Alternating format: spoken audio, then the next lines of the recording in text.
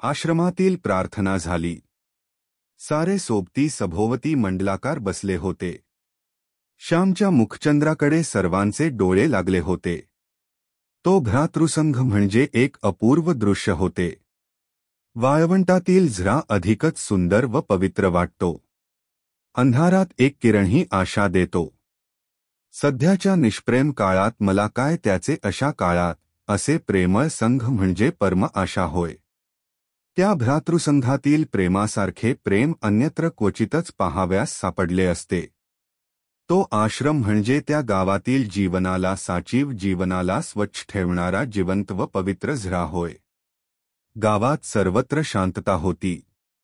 आकाशात शांतता होती. काही बैलांच्या गळ्यांतील घंटांचा गोड आवाज दुरून ऐकू येत होता. वारा मात्र स्वस्थ नव्हता. तो त्रिभुवनमंदिराला सारखा प्रदक्षिणा घालीत होता. आपली अखंड प्रार्थना गुणगुणत होता. श्यामने सुरुवात केली. माझ्या आईचे माहेर फार श्रीमंत नव्हते, तरी सुखी होते. माहेरी खाण्यापिण्याची दात नव्हती. माझ्या आईचे माहेर गावातच होते. माझ्या आईचे वडील फार कर्मठ व धर्मनिष्ठ होते. माझी आई सर्व भावंडात मोठी होती. माझ्या आईवर तिच्या आईबापांचे फार प्रेम होते. माझ्या आईला माहेरी कोणी आवडी म्हणत, कोणी बयो म्हणत. आवडी खरेच लहानपणापासून ती सर्वांना आवडत असे. बयो खरेच ती जगाची बयो होती, आई होती. माहेरची गडी माणसे कांडपिणी, पुढे मोठेपणी ही जेव्हा माझ्या आईला बयो म्हणून हाक मारे, तेव्हा ती हाक किती गोड वाटे म्हणून सांगू. ती हाक मारण्यात असलेला जिव्हाळा हृदयालाच कळे. माझ्या आईला 2 भाऊ व 1 बहीण होती. माझ्या आईची आई अत्यंत नियमित व दक्ष होती. तिच्या घरातील भांडी आरशाप्रमाणे स्वच्छ असत. माझ्या आईचे लग्न लहानपणीच झाले होते. सासर श्रीमंत होते. सासरची मंडळी गावात सरदार म्हणून मानली जात. निदान ते तरी स्वतःला तसे समजत. आईच्या अंगावर सोन्या मोत्याचे दागिने होते. पोत, पेट्या, सरीवाकी, गोटतोडे सारे काही होते. भरल्या घरात, भरल्या गोकुळात ती पडली होती. सासरचे तिचे नाव यशोदा ठेवण्यात आले होते. सासरी ती लहानाची मोठी होत होती. कशाला तोटा नव्हता. चांगले ल्यायला, चांगले खायला होते. एकत्र घरात कामही भरपूर असे. उत्साही परिस्थितीत, सहानुभूतीच्या वातावरणात काम कराव्यास मनुष्य कंटाळत नाही. उलट 4 धंदे करण्यात धन्यता व आनंद मानतो. मित्रांनो, माझ्या वडिलांच्या अंगावर ते वयाने 17-18 वर्षांचे झाले नाहीत तोच सारी जबाबदारी पडली होती. कारण आजोबा थकले होते. वडीलच सारा कारभार पाहू लागले. देवघेव तेच पाहात. आम्ही आमच्या वडिलांस भाऊ म्हणत असू व लोक त्यांना भाऊराव असे म्हणत. आजूबाजूच्या खेड्यांतील लोक आम्हांला खोत म्हणून संबोधित. खोत म्हणजे काय, भिकाने प्रश्न विचारला. श्याम म्हणाला, खोत म्हणजे गावचा ठरीव शेतसारा वसूल करून सरकारकडे पाठविणारा बिनपगारी दलाल. त्याला काही मिळत नाही का? हो, मिळते तर. सरकारी शेतसायाच्या जवळजवळ 1/4 हिस्सा खोताला फायदा असतो. खोत गावातील पिकांची आभावणी करतो. पिकांचा अंदाज करतो, याला पीक धरणे असे म्हणतात. एखाद्या शेतात पीक चांगले नसले, तरी चांगले लावतात. लोकांनी वसूल दिला नाही, तर सरकारी मदत मिळते व मग जप्ती प्रकरणे होतात. ठरल्या वेळी खोताने शेतसायाचे हप्ते वसूल आला नसला, तरी पदरचेच पैसे देऊन भरलेच पाहिजे. आमच्या वहाड नागपुराकडे मालगुजार असतात, तसाच प्रकार दिसतो, भिका म्हणाला. गोविंदा उत्कंठेने म्हणाला, पुरे रे आता तुमचे. तुम्ही पुढे सांगा. श्यामने पुन्हा गोष्टीला सुरुवात केली. आम्ही वडवली गावचे खोत होतो. त्या वडवली गावात आमची खूप मोठी बाग होती. धो पाणी वाहत असे. दांड बांधून दुरून पाणी आणले होते. ते उंचावरून पडत असे. बागेत केळी, पोफळी, अननस लावलेले होते. निरनिराळ्या जातीची फणसाची झाडे होती. कापे, बरके, अर्धकापे, तुम्ही कोकणात याल तेव्हा हे सारे प्रकार तुम्हास मी दाखवी. ती बाग म्हणजे आमचे वैभव, आमचे भाग्य असे म्हणत, परंतु गड्यांनो, ते आमचे वैभव नसून आमचे पाप होते. पाप क्षणभर हसते व कायमचे रडत बसते. पाप थोडा वेळ डोके वर करते, परंतु कायमचे धुळीत मिळते. पापाला तात्पुरता मान, तात्पुरते स्थान. जगात सद्गुणच शुक्राच्या तायाप्रमाणे शांत व स्थिर सदैव तळपत राहतात.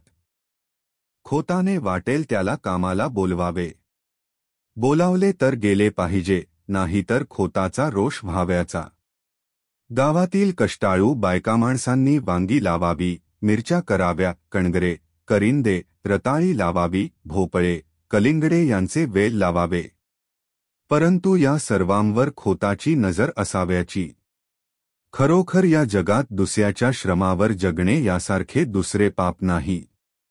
दुसऱ्याला राबवून, रात्रंदिवस श्रमवून, त्यांना तुच्छ मानून आपण गाद्यागिर्द्यांवर लोळावे, यासारखा अक्षम्य अपराध नाही.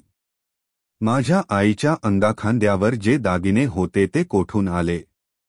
पाणीदार मोत्यांची नथ. खेड्यातील गरीब बायकांच्या डोळ्यातील मोत्यांसारख्या मुलांच्या अश्रूंची ती बनलेली होती. त्या गरीब लोकांच्या सोन्यासारख्या मुलांच्या तोंडावरील हास्य व अंगावरील बाळसे आणि तजेला हिरावून आणून माझ्या आईला सोन्याचे गोटतोडे करण्यात आले होते. परमेश्वराला हे सत्य माझ्या आईला पटवून द्यावयाचे होते. तो माझ्या आईला जागे करणार होता. माझे वडील स्वभावाने दुष्ट होते अशातला भाग नाही, परंतु पूर्वजांची प्रथा त्यांनी चालू ठेवली. खोताच्या अवास्तव अधिकाराचा त्यांना अभिमान वाटे. कोणी ऐकली नाही की, तर त्यांना वाटे हे कुणबट माजले. कुंड्याला कुणबट म्हणाव्याचे व महाराला म्हारडा म्हणाव्याचे, अशी ही पद्धत ठरलेली. असे म्हणताना आपणच माजलो आहोत, सत्तांध झालो आहोत, हे ह्यांच्या लक्षातही येत नसते. वडिलांच्या हातात नवीनच कारभार आलेला, तथापि त्यांना फारसा अनुभव आला नव्हता. खोतपणाच्या तोयात एखादे वेळेस वाटेल ते बोलून जात व अनेकांची मने दुखविली जात. पूर्वजांचीही पापे होतीच. पाप किंवा पुण्य काही मरत नाही. जगात काही फुकट जात नाही. जे पेराल ते पिकेल, जे लावाल ते फोफावेल, फळेल. एकदा काय झाले, ती औसेची रात्र होती. भाऊ वडवलीस गेले होते. सकाळी 8 वाजता ते त्या गावी जाऊन पोचले होते. आज गावाला जाऊ नका, आज औस आहे, वगैरे घरातील मंडळींनी त्यांना सांगितले, परंतु भाऊ म्हणाले, कसली औसनी कसला शनिवार. जे व्हाव्याचे ते होणार. प्रत्येक दिवस पवित्रच आहे. प्रत्येक दिवस देवाच्या घरूनच येतो. ते वडवलीस गेले. दिवसभर राहिले. तिन्ही सांजा झाल्या व ते घरी परत जाण्यास निघाले. घरोब्याच्या एका म्हातारबाईने सांगितले, भाऊदा, तिन्ही सांजा म्हणजे दैत्याची वेळ. या वेळेस जाऊ नका. त्यातून औसेची काळरात. बाहेर अंधार पडेल. तुम्ही नाल्याजवळ जाल तोच अंधार होईल. येथेच वस्तीला रहा. कोंबड्याला उठून थंड वेळेस जा. भाऊंनी ते ऐकले नाही. ते म्हणाले, म्हाताये, अग, पायाखालची वाट, झाली रात्र म्हणून काय झाले. मी झपाझप जाईन. दूध काढतात, तो घरी पोचेन. भाऊ निघाले. बरोबर गडी होता. त्या म्हातारीचा शब्द जाऊ नका सांगत होता. फळणारी पापे चल, राहू नको, म्हणत होती. गावातील लोकांनी निरोप दिला. एक जण भेसूर हसला. काहींनी एकमेकांकडे पाहिले. भाऊ व गडी निघाले. अंधार पडू लागला. परमेश्वराचे, संताचे व सतीचे अश्रू चमकू लागले. वडवली गावापासून 1.5 कोसावर एक पह्या होता. पावसाळ्यात त्याला उतार होत नसे. तो पह्या खोल दरीतून वाहत होता. त्याच्या आजूबाजूस किर्र झाडी होती. त्या झाडीत वाघसुद्धा असे. तेथून दिवसाढवयाही जाव्यास नवशिक्यास भय वाटे. परंतु भाऊ निर्भयपणे जात होते. त्यांना भीती माहीत नव्हती. भूते खेते जीवजीवाणू कसलेच भय त्यांना वाटत नसे. भाऊ दरीजवळ आले. एकदम शिय वाजली. भाऊ जरा चपापले. पाप हे भित्रे असते. झुडुपातून अंगाला काव फासलेले मांग बाहेर पडले. भाऊरावांच्या पाठीत सोट्या बसला व त्यासरशी ते मटकन खाली बसले. झटकन गडी पळत गेला. भाऊंना खाली पाडण्यात आले. मांगांच्या हातातील सुरे चमकत होते. भाऊंच्या छातीवर मांग बसला. चरचर मान चिरायची ती वेळ. करंदीच्या जाळीत रातकिडे ओरडत होते. शेजारच्या भवनातून एक भुजंग फुटकार करीत सणकन निघून गेला. मांगाचे तिकडे लक्ष नव्हते. इतक्यात एका म्हातारीने ओरड केली, "अरे, बामणाला मारले, खोताला मारले रे, धावा." ते मांगही जरा भ्यायले. भाऊ त्या मांगांना म्हणाले, "नका रे मला मारू. मी तुमचे काय केले? सोडा मला. ही अंगठी, ही सल्लेजोडी, हे 100 रुपये घ्या, सोडा मला." दीनवाणेपणाने त्या मांगांना ते विनवीत होते. म्हातारीच्या ओरडण्याने कोणी तरी येत आहे असे दिसले. कोणाची तरी चाहूल लागली. मांगांनी त्या अंगठ्या, ती सल्लेजोडी, ते 100 रुपये घेतले व त्यांनी पोबारा केला. ते मांग काही खरे खुनी नव्हते. या कामात मुरलेले नव्हते. पण दारिद्र्यामुळे हे घोर कर्म कराव्यास ते प्रवृत्त झाले होते. त्या क्रूर कर्माच्या मुळाशीही दया होती, प्रेम होते. स्वतःच्या मुलाबाळांच्या प्रेमाने त्यांची खाखा दूर व्हावी म्हणून ते मांग तो खून करू पाहत होते. कोणी म्हणतात की जगात कलह, स्पर्धा हेच सत्य आहे. परंतु त्या कलहाच्या मुळाशी, या धडपडीच्या मुळाशीही प्रेम आहे. ते प्रेम संकुचित आहे एवढेच. सृष्टीचे अंतिम स्वरूप प्रेम आहे, युद्ध नाही. सहकार्य आहे, द्वेष वा मत्सर नाही. असो. भाऊंच्या बरोबरचा गडी जो पळत सुटला तो थेट आमच्या पालगड गावी गेला.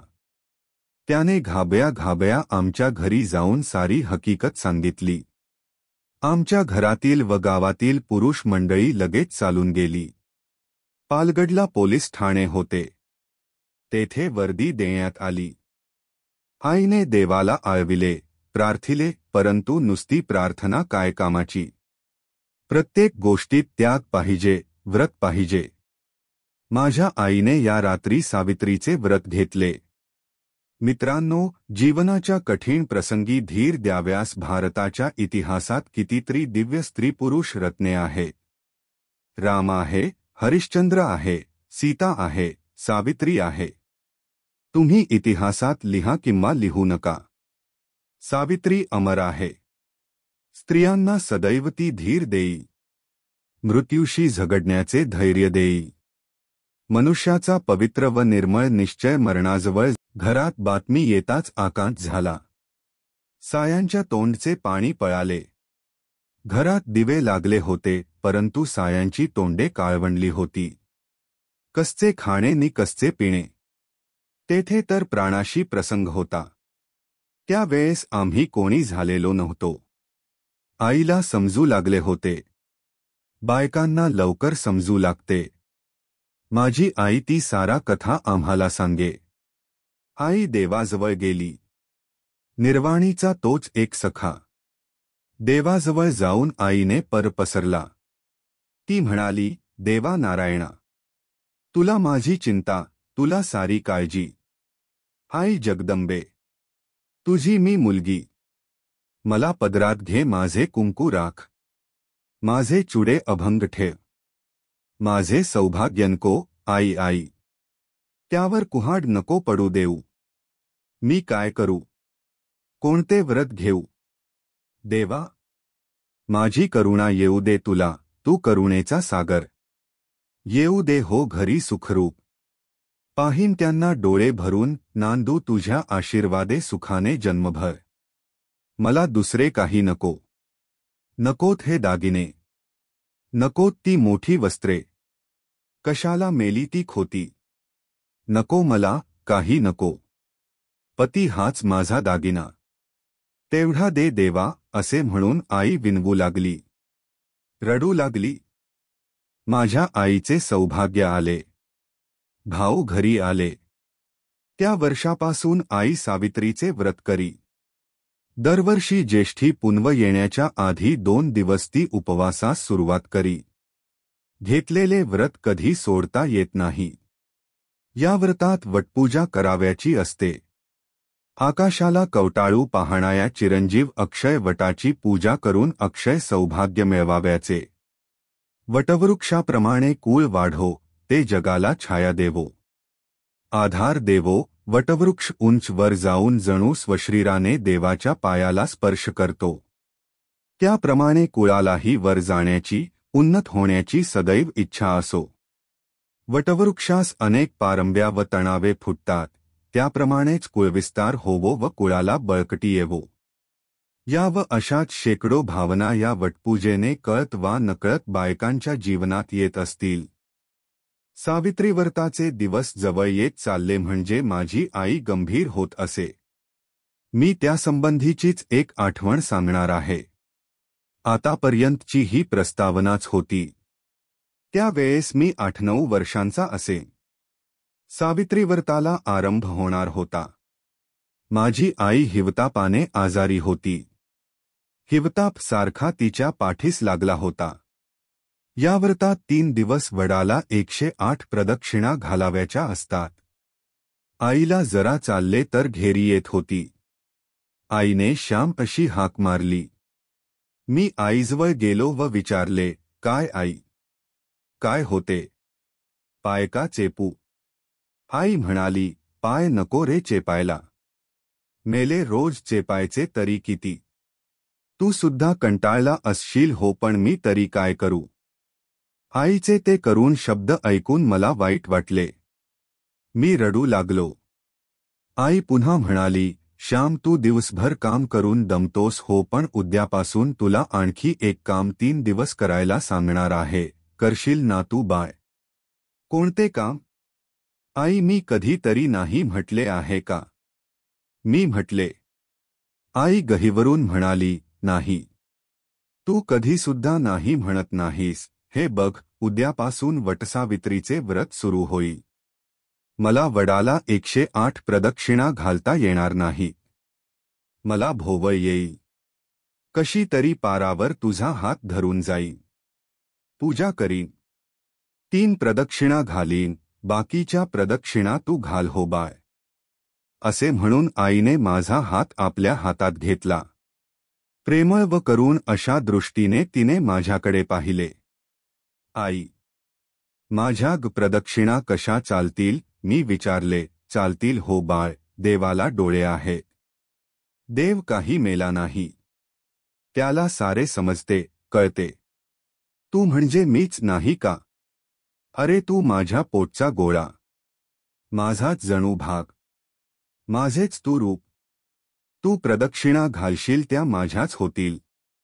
मी दुबळी, आजारी आहे हे देवाला माहिती आहे, आई म्हणाली. पण मला बायका हसतील. मी नाही जाणार वडावर. शाळेत जाणारी मुले मला बघतील व शाळेत आहारे बायको असे म्हणून माझी फजिती करतील. मला लाज वाटते, मी नाही जाणार.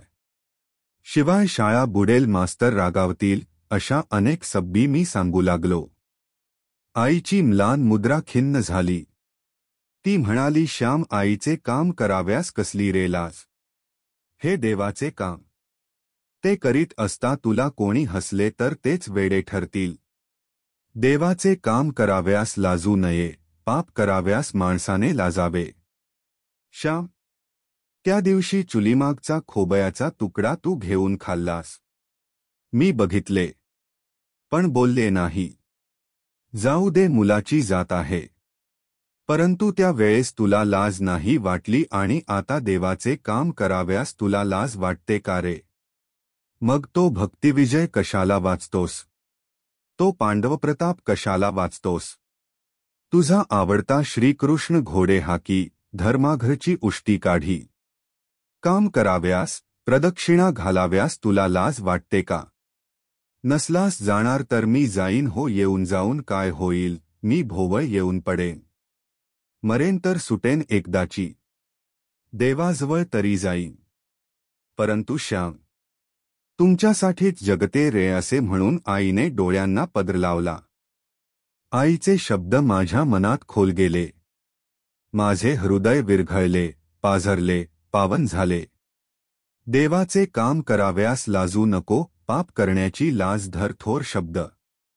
आजही ते शब्द मला आठवत आहेत. आजकाल ह्या शब्दांची किती जरुरी आहे. देवाच्या कामाची, देशाच्या कामाची, भारतमातेच्या कामाची आम्हास लाज वाटते. परंतु वाईट पुस्तके वाचण्याची, वाईट सिनेमा पाहण्याची, तपकीर ओढण्याची, विडी सिगरेट ओढण्याची, सुपारी खाण्याची, चैन करण्याची लाज वाटत नाही. पुण्यकर्म, सत्कर्म करण्याची लाज वाटू लागली आहे व असत्कर्म करण्यात प्रौढी व संस्कृती येऊन राहिली आहे. फार वाईट आहे ही स्थिती. मी आईच्या पाया पडलो व म्हटले, आई, जाईन हो मी, कोणी मला हसो, कोणी काही म्हणो, मी जाईन. पुंडलिक आईबापाची सेवा करून मोठा झाला. देवाला बांधून आणता झाला.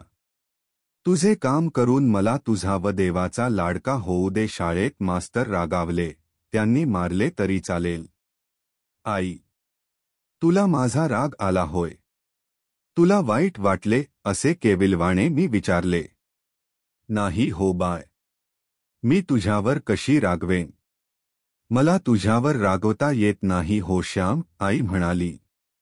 गड्यांनो, मी घरी असलो व वटसावित्री जर आली असली तर वडाला प्रदक्षिणा घालण्यास मी नेहमी जात असे. माझ्या आईचे त्या दिवशीचे शब्द मी कधी विसरणार नाही. पाप करताना लाज वाटू दे, चांगले करताना लाज नको.